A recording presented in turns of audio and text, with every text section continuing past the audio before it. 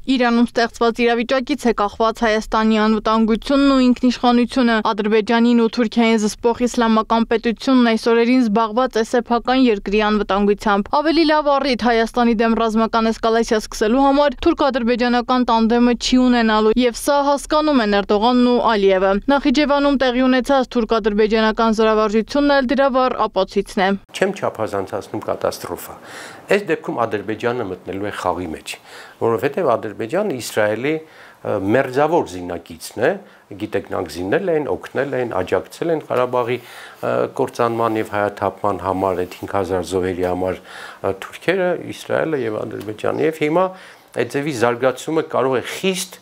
վնասակար եւ խիստ աղետալի հետևանքներ ունենա Հայաստանի համար։ Մանուկյանը պնդում է ստեղծված վիճակը սթափեցրել է բոլորին, բացի Հայաստանի իշխանությունից։ Նրանք շարունակում են գործել այնպես, կարծես ոչինչ էլ չի եղել։ Բնականաբար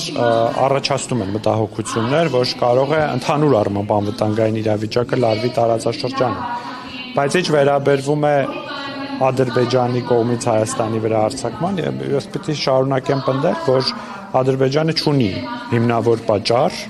եւ լեգիտիմություն Հայաստանի վրա որևէ կերպ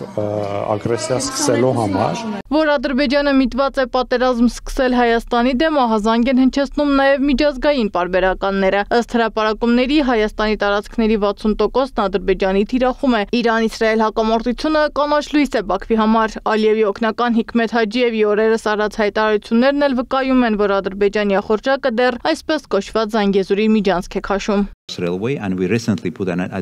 Սպասում ենք, որ Հայաստանը առաջիկայում լուրջ քայլեր կանի Զանգեզուրի միջանցքի ուղղությամբ։ Ես գիտեմ, որ հայկական կողմին անհանգստացնում է միջանցք բառը։ Կարող են ճանապարհ անվանել, թեկուզ անցում, կապ չունի։ Գլխավոր հարցը Նախիջևանի հետ ուղիղ կապի հաստատումն է։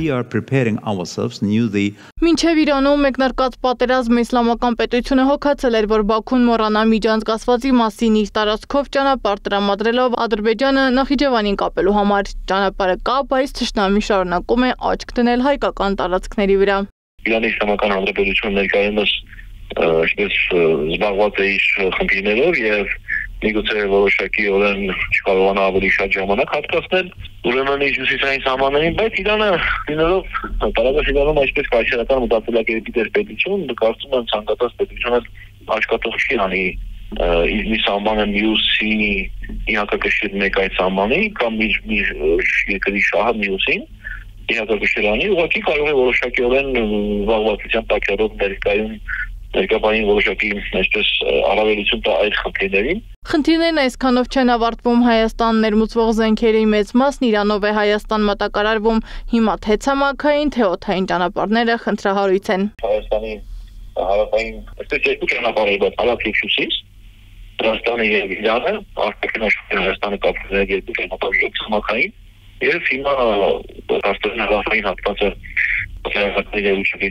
որոշակի խնդրի առաջ է կանգնում, Խաղաղության պայմանագրի ու խաղաղության խաչմերուկի փուչիկը պայթելու է, պահն օրհասական է, ասում են զրուցակիցներս։ Մինչև բոլորն ահազանգ են հնչեցնում մոտալուտ վտանգի մասին, Հայաստանի իշխանության ներկայացուցիչները վստահեցնում են Ադրբեջանը հարձակվելու հիմք չունի, վտանգ էլ չկա։ Սադամ Ակարյան, Գեղամ Ղազարյան, ABC Media։